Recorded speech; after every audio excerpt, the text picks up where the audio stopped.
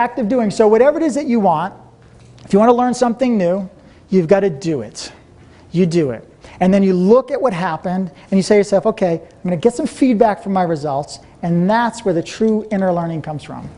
Okay, but you've got to get emotionally involved in it. If you're not emotionally involved with something, you can't really learn it. You can remember it, but you're not going to learn it down deep inside. Two different models. What I teach is how to start to think about the things that you really want in your life, get emotionally involved with it, because when you get emotionally involved with it, it moves your body into action. Those actions produce the results you're getting. Okay?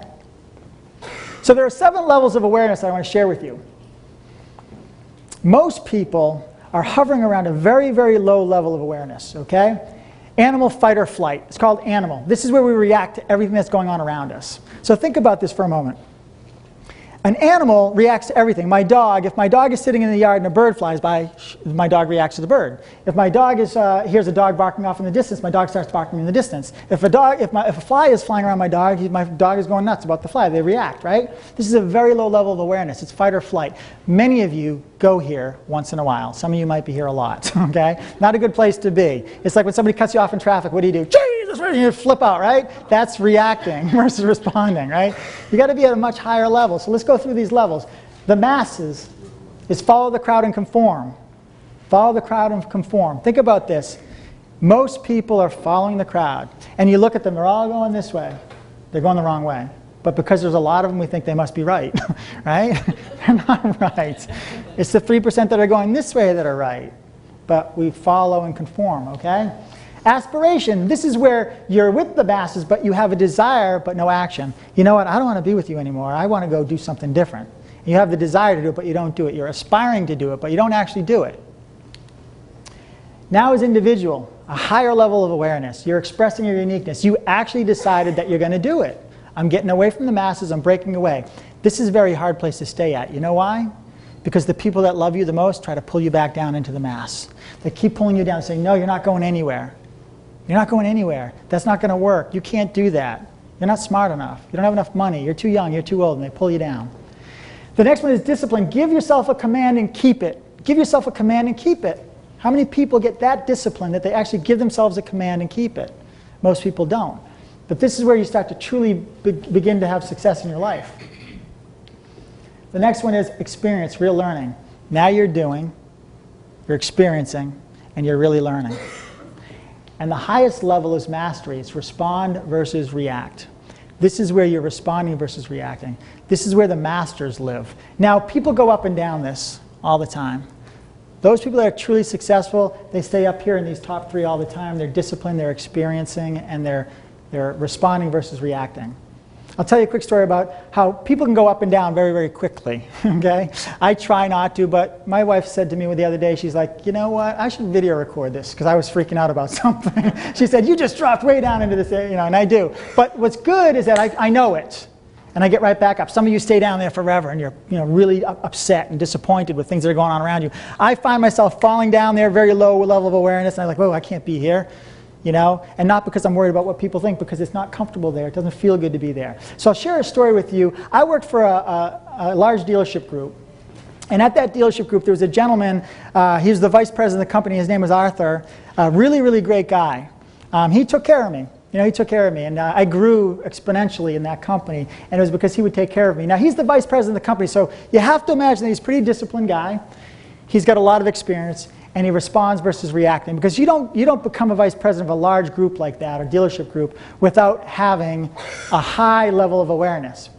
Well, when I was younger, I was really good at bringing people right down into the lowest level of awareness possible very, very quickly, okay? And I had a friend of mine, his name is Brian, he's one of my best friends. He basically has mastered that, okay? His whole life revolves around seeing if he can get anybody down here. That's what he does.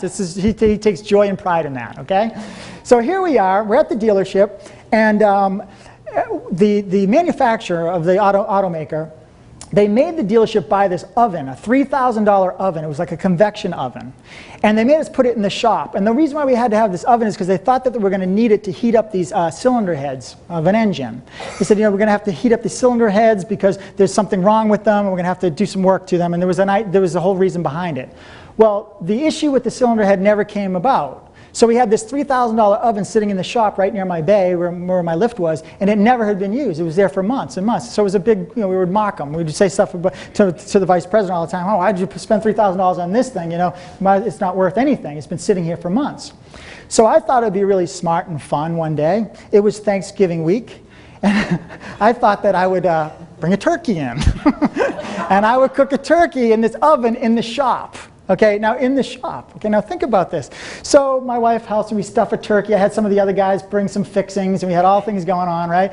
And we get in there at 5 o'clock in the morning. I fire up this new oven, brand new oven, right? And I put the turkey in there, and the thing's cooking up. And around 11 or so, by then, the whole dealership smelled like your mother's kitchen on Thanksgiving morning. It's like, oh, it smells good. And everybody's wondering what's going on, right? So the vice president of this company, Arthur, he comes strolling in. And he smells turkey, and he's like, what's going on here? So he comes down into the shop, and I'm over there just making sure everything's cool with the turkey, right? And my friend Brian sees him coming in, and he sees this look on his face, so he runs over there to intercept him. And he goes, what's going on? Why is there a smell of turkey in the whole building? So Brian says, oh, Phil, he decided to cook a turkey in the oven for the cylinder heads, right? So Arthur, who's usually up here, drops right down to here. Freaks out. What if OSHA comes here, the Safety for Occupational Hazard Administration, comes in here and shuts us down? He's freaking out. He says to Brian, tell Phil to get his turkey and get his toolbox and get the hell out of my shop. Just like that. I got fired that day. I got fired. So Brian comes over, he's like, Phil, Arthur's freaking out. He just fired you. I'm like, what? He's like, yeah. He can't believe you'd be cooking a turkey in the shop. And he obviously was just me at that point. None of my friends were involved, right? They were all involved. So I said, what do you mean? He said to get your toolbox and the turkey and get the hell out of here. And I said, really? I said, well, it's almost done. If I'm fired, we might as well at least have lunch, right? So I stuck around. I said, we're going to finish up. We're going to have our turkey dinner. It wasn't going to be Thanksgiving anymore. It was a retirement party for me. But I decided to finish up, okay? So we get the turkey. We put it out. And the word gets around that we built some camaraderie. We're having some fun. We're going to have a turkey dinner before Phil left forever, right? And Arthur caught wind of what was going on in the shop, and he came down, and there's him cutting the first slice of the turkey. He wanted to be the first one to cut a slice of turkey there. Now listen, here's the thing that's crazy about this. I pulled this picture out the other day, and I really looked closely at it. I said, why did he freak out? It was so much fun. But the more I looked at it, we're in a shop there. This here, you can't read it, but it says, hazardous waste toxic. There are plates here, and forks and knives and bread. Now I can see why he dropped to that level. But here he is. There's carcinogens in that can, and we're having a turkey dinner. But anyways, so this is me and Brian in the shop having some fun. This is what we do. This was another story for another seminar. I would have told you, but we don't have enough time. This is Brian really getting another guy fired up. We got a guy in the shop that literally went below the level of animal. He was like in the dinosaur stages or something. So I want to talk about the success triangle and what makes the successful so successful. Here's what makes people so successful. You guys are actually going to tell me what makes people so successful. I want you guys to think about the most successful people you know. Who are the most successful people you know? Oprah Winfrey, Bill Gates, Donald Trump, okay? And I want you to tell me what it is that they have in one word, what is it they have that makes them so successful? Drive. Mm-hmm. Drive. Anybody else? Passion. Passion. Confidence. Willpower. Focus. Make sure there's no words I can't spell, okay? I'm not that smart. What was that? Spirit.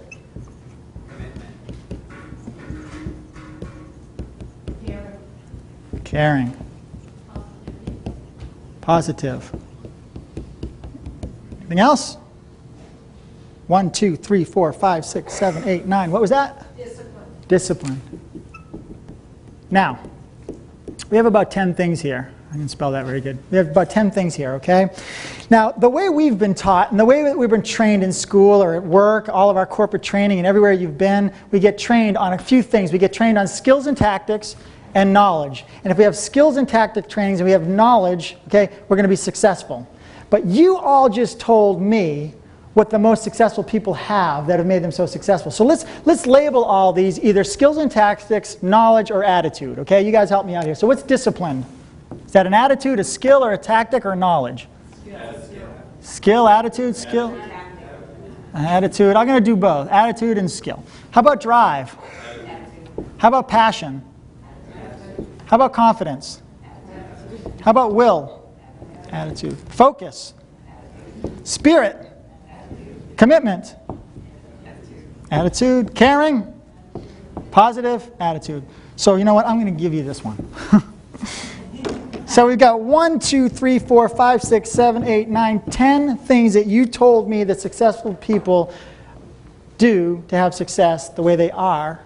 And one of them has to do with skills and tactics. And none of them have to do with knowledge. Not one has to do with knowledge, knowing. They all have to do with attitude. So what does it take to be successful? Have a good attitude, right? I don't know a lot. I'm not very smart. But I have quite the attitude about what I want my life to look like. It's all you need is attitude. I find smart people to hang around with, right? Guys like Brett, he's the smartest guy I know. Joe, they're so smart, right? I make a mess, they fix it. It's simple. I have attitude. That's all you really need. I don't know a lot, right? I don't have any real skills. I don't have any tactics. And most successful people don't either. They got to know something. We got to know a little bit. I know my stuff, right?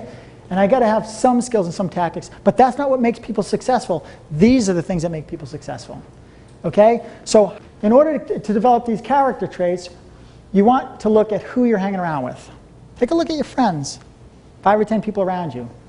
Do they have these character traits? Do they have these?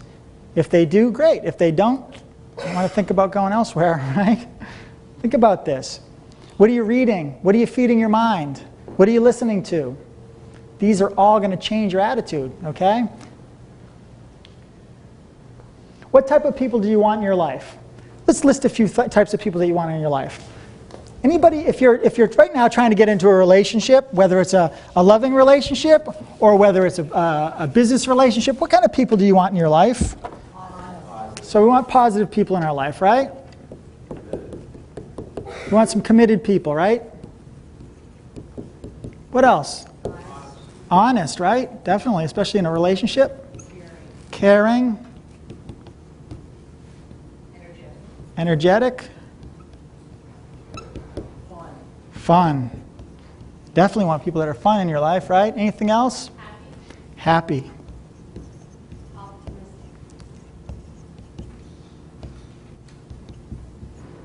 Anything else? Responsible. Okay, look at these. Look at these words. Positive, committed, honest, caring, energetic, fun, happy, optimistic, responsible. Think about this. If this is what you want to attract in your life, guess what? You have to be all of those things. You will only attract what you are. Like attracts like. Are you any of these? Are you all of these? Write down the type of person that you want in your life, whether it's a loving relationship, whether it's a business relationship, whether it's a friend. Write down exactly what you want, and then assess yourself and say, am I all of these? Because like attracts like. You've got to be an attractive person energetically. And if you're miserable, what happens? You find other miserable people, right? Misery loves company. So if you want this as a relationship, become this. Become this. Right? In order to attract those kinds of people, you must first become one of those people, and you will magnetically pull them towards you. Okay? You'll magnetically pull them towards you. Success is not something you go after necessarily, but something you attract by becoming an attractive person. Now, I don't mean physically attractive. I mean energetically attractive. You ever gone to the grocery store and you see somebody down the aisle that you know that's really negative? They're always saying how bad life is and how horrible things are and blah, blah, blah, and they always bring you down. You see them down the end of the aisle. What do? They're like, whew. And then you got to time the aisle so that when they're coming up, you're not going up that aisle, right? Why is that? They're repelling you because you don't want to be around them because you're looking for people like this. But when you see somebody that's really positive, really energetic, someone who always makes you feel good when you leave them, somebody who's always leaving with the impression of increase, and you see them down the aisle, what do? You run down and you say, hey, how you doing? I couldn't wait. You know, you can't wait to see them, right? Why is that? Attractive. Energetically attractive. Okay? That's what you want to be. Think about this. Ask yourself this question. Do you brighten a room when you walk in, or do you brighten it when you leave? Do you brighten a room when you leave?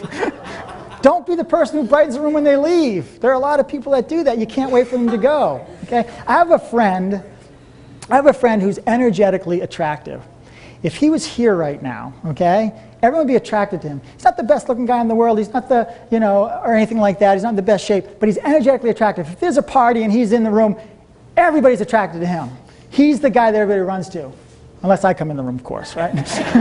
No, really, he's very attractive like that.